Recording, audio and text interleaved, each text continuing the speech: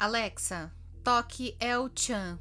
Se nesse momento em algum lugar na sua casa você está descobrindo que essa é a mistura do Brasil com o Egito, você já acomoda dentro do seu lar um tipo de tecnologia que há muito tempo é sonhada e desejada e ao mesmo tempo temida. Um tipo de cérebro artificial capaz de entender a linguagem de nós, humanos preguiçosos, que não conseguimos nem mesmo colocar uma música para tocar sozinhos com os nossos próprios dedos e que é capaz de executar os nossos pedidos, as nossas ordens, ou ainda fazendo tarefas completamente impossíveis de um ser humano fazer por conta própria, como apagar a luz da cozinha ou fechar a cortina da sala.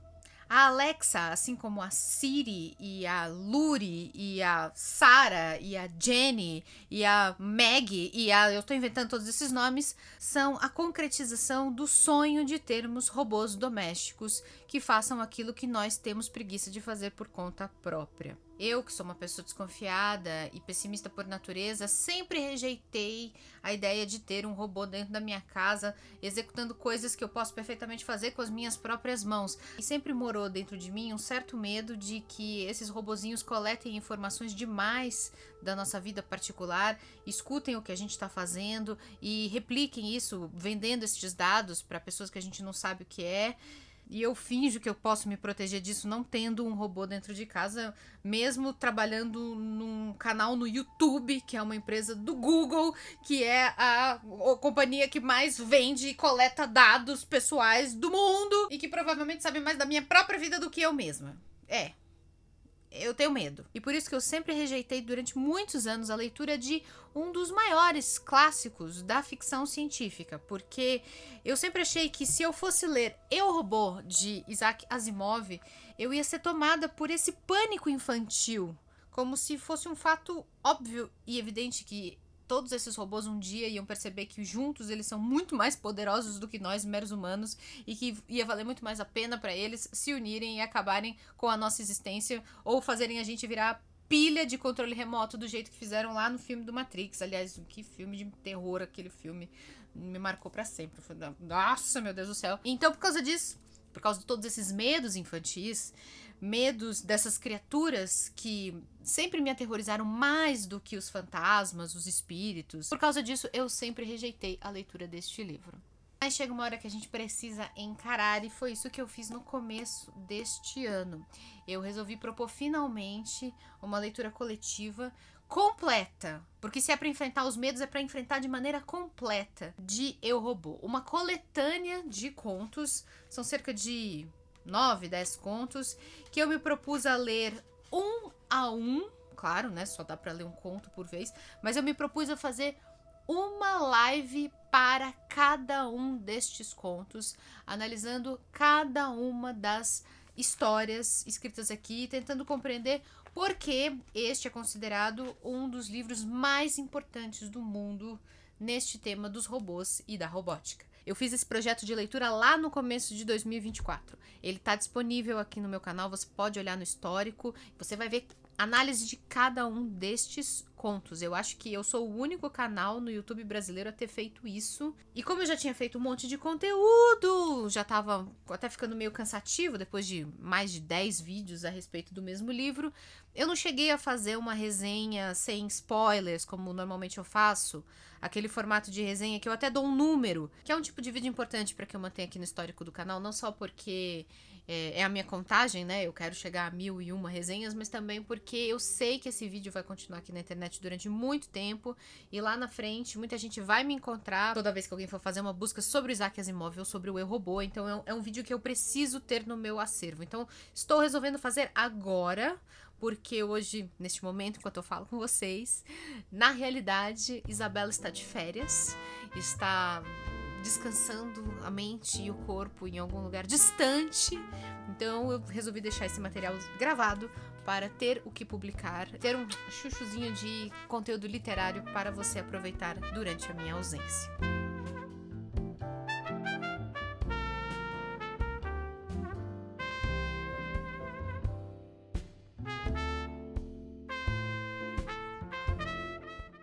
Então essa vai ser uma resenha sem spoilers desse livro de 1950. Eu acho que é conveniente a gente desmistificar algumas coisas que falam sobre Eu, Robô. Em primeiro lugar, talvez muita gente conheça primeiro por causa de um filme bastante bastante criticado. Foi feito lá pelo começo da década de 2010, estrelado por Will Smith e que costuma ser bastante rejeitado pelos fãs, porque ele traz esse título, Eu, Robô, mas ele não reproduz lá com muita fidelidade as histórias contidas aqui no livro.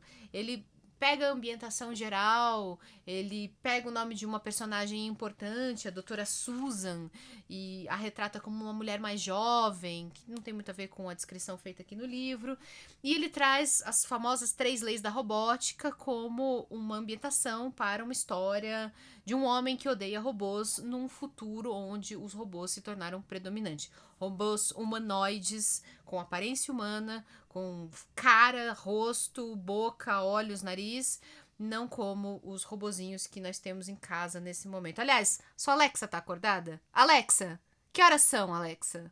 Dizem que quando a gente faz isso no YouTube, os robozinhos das pessoas acordam e atrapalham, enfim. Muita gente conhece pelo filme, o que na verdade é um livro que foi publicado na década de 1950. Então, deixa o filme de lado, eu cheguei a assistir, ele é realmente bastante esquecível. Não chega a ser um filme ruim, mas ele é bastante pouco memorável.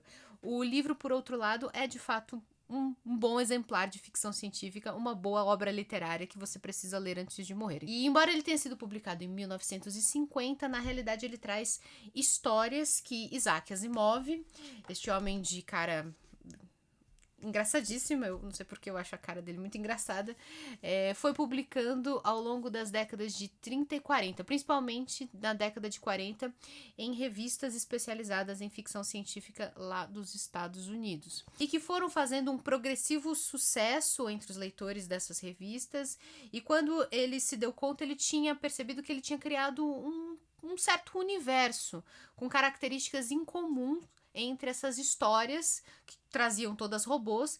Então ele começou a aumentar os detalhes desse universo e colocar características em comum entre todas essas histórias, até que fosse possível, em 1950, costurar todos esses contos publicados de maneira esparsa numa única narrativa central. Na ficção, isso costuma ser chamado de narrativa moldura, porque é uma história que margeia, assim, que coloca todas juntas de um mesmo quadrante, né? Mas que, na verdade, serve só para dar essa unidade quando cada uma das narrativas pode ser lida de maneira independente. Ele pegou uma das suas personagens dos seus contos, a doutora Susan Calvin, que no seu universo trabalha numa empresa chamada US Robots, uma empresa fabricante de robôs, fabricante assim para o mercado mesmo e para o governo dos Estados Unidos. Esta mulher ocupa dentro desta empresa o cargo de psicóloga dos robôs. Ela é a responsável ali para entender como funcionam as mentes dos robôs,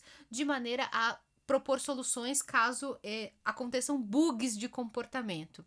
E essa personagem, ela aparece em contos diferentes.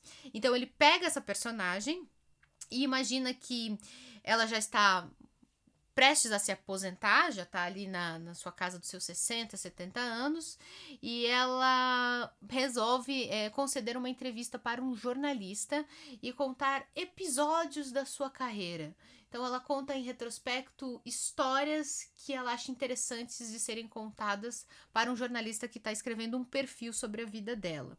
Então essa é a artimanha que Asimov utiliza para juntar todas essas histórias. Aos poucos ela vai contando, então, o que aconteceu nesse mundo em que ela vive, que seria um país como os Estados Unidos da América, já entrando no século XXI, algumas décadas à frente do tempo que nós estamos hoje, mas ela vai contando como que as coisas foram acontecendo depois que os robôs se tornaram uma realidade e começaram a ser vendidos e a circularem socialmente entre seres humanos e começaram a ser usados como ferramentas para o uso do dia a dia e até como ferramenta para explorar os recursos naturais de outros planetas do nosso sistema solar. No mundo em que a doutora Susan Calvin vive, tudo isso já aconteceu. Então ela está contando para o jornalista, em tom de nostalgia, de retrospecto, como foram esses avanços e as histórias interessantes que foram acontecendo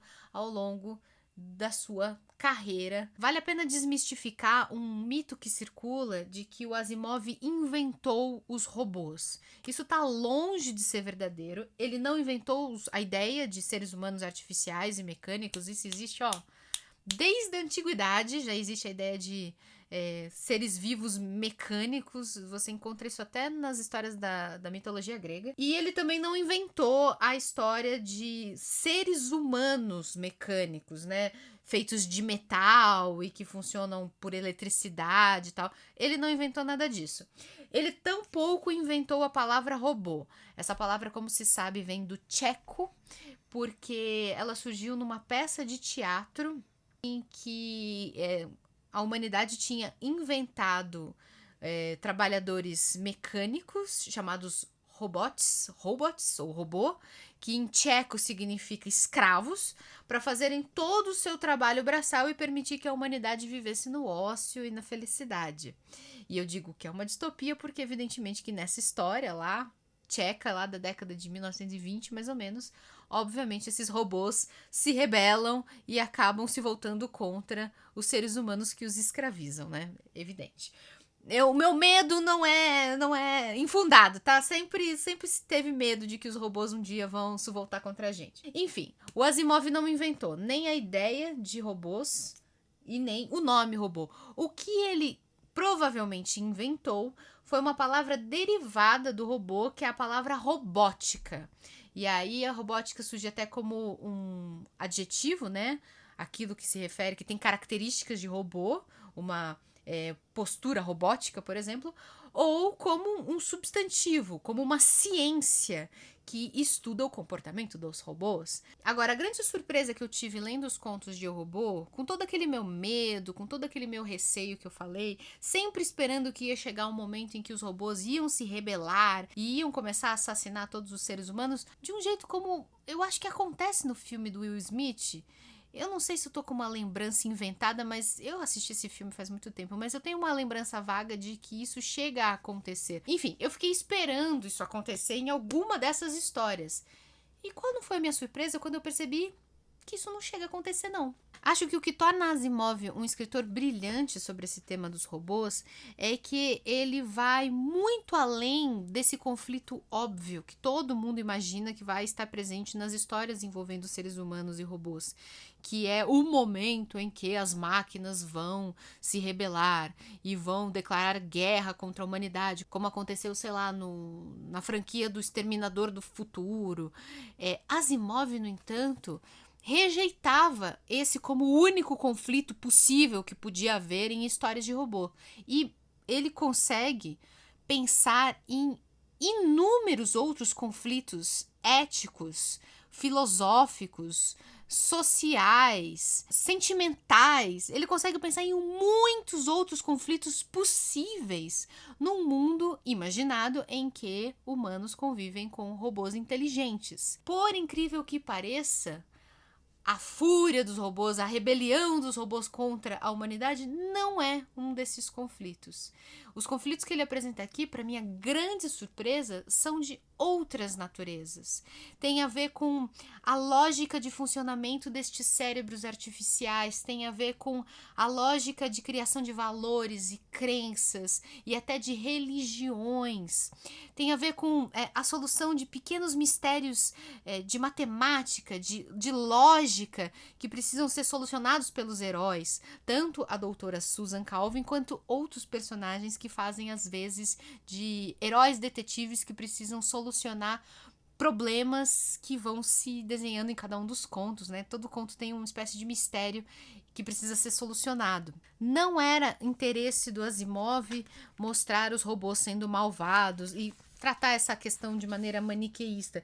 E ele fala sobre isso no texto que encerra essa edição da editora Aleph, dizendo que mesmo quando ele era muito jovem, e Asimov nasceu em 1920, ele se incomodava com histórias de robôs que apresentavam os robôs sempre como uma ameaça, sempre como o perigo da tecnologia. O ser humano foi longe demais e inventou seres que são tão inteligentes que é como se nós tivéssemos cometido algum tipo de pecado e acessado algum tipo de conhecimento que só pertence a Deus. E, portanto, nessas histórias, o excesso de ambição e ganância dos seres humanos acaba se voltando contra a humanidade quando esses robôs super inteligentes se voltam contra nós. O Asimov rejeitava esse tipo de narrativa, ele achava tola, ele achava uma bobagem rejeitar a tecnologia, pregar que nós devemos permanecer na ignorância e no atraso, quando nós podemos aprender mais coisas com a tecnologia. Ele diz aqui no texto, para começar, esse desafio, né, o desafio da tecnologia, tem sido desafio desde que certo grupo de primatas tornou-se humano. Quer dizer, desde os primórdios da história da humanidade, a gente tem avanços tecnológicos. Qualquer avanço tecnológico pode ser perigoso, diz ele. O fogo era perigoso no princípio, assim como, e até mais, a fala. E ambos ainda são perigosos nos dias de hoje, mas os seres humanos não seriam humanos sem eles. Ou seja, a gente não pensa que tecnologia envolve coisas como aprender a falar, aprender a manejar o fogo, mas houve uma época em que essas foram novas tecnologias inventadas pela humanidade.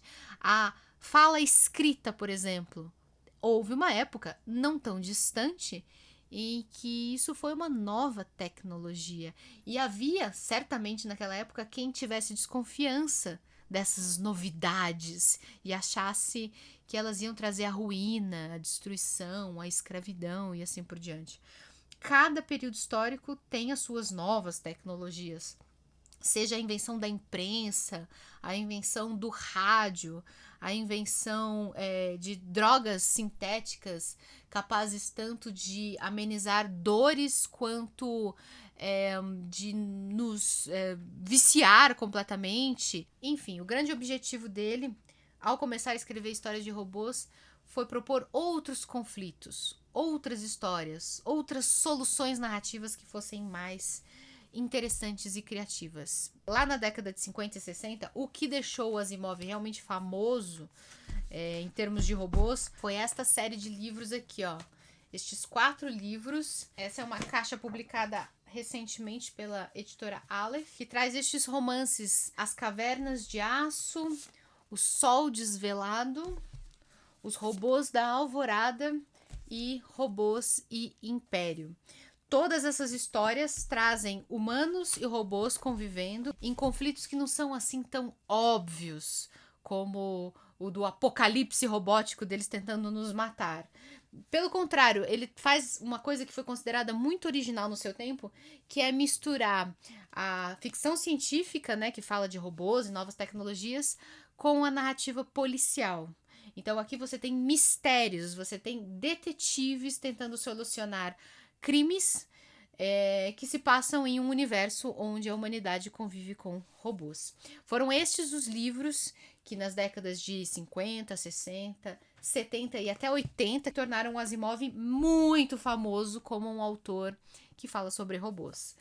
A fama de Eu, Robô foi vindo de maneira mais gradual ao longo do tempo até superar estes outros aqui. Hoje em dia, este é provavelmente o livro mais conhecido do Asimov dentro deste tema dos robôs, né? Porque Asimov escreveu sobre muitos outros temas, ele tem outras sagas, outras séries, foi um autor muito produtivo. O que eu posso falar pra vocês? Eu enfrentei um medo, tenho enfrentado este medo na minha vida real também, aceitado que os robôs estão por toda parte mesmo, e que a gente pode fechar os olhos pra isso, se deixar atropelar por um tsunami gigantesco, que é a chegada de tecnologias envolvendo robôs e inteligência artificial, ou a gente pode tentar aprender com eles e tentar surfar nessa onda gigantesca que está nos engolindo. Tem sido esse o caminho que eu venho escolhendo e tem me ajudado bastante também as coisas que eu tenho aprendido através das aulas com a minha patrocinadora agora em 2024, que é a Alura. Foi uma coincidência muito grande, eu já tinha decidido ler Eu, Robô em 2024 quando a Alura me procurou. Talvez tenha sido por causa disso, né?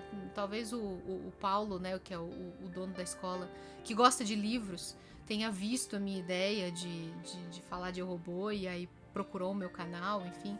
Então foi assim que aconteceu.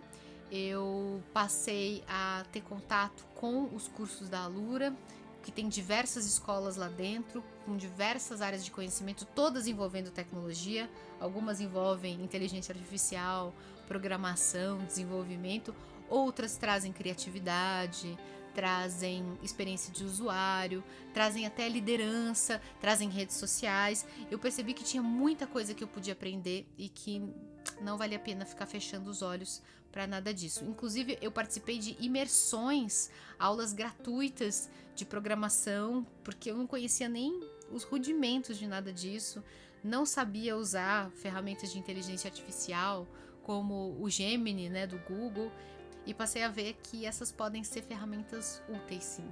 Não são só as ameaças que eu imaginava antes. Então, você viu ao longo desse vídeo, ficou aparecendo aqui o QR Code para você conhecer a Alura. Vocês que acompanham o canal já sabem, vocês têm acesso a um cupom de 15% de desconto se acessarem através desse QR Code ou do link que está aparecendo aqui na descrição.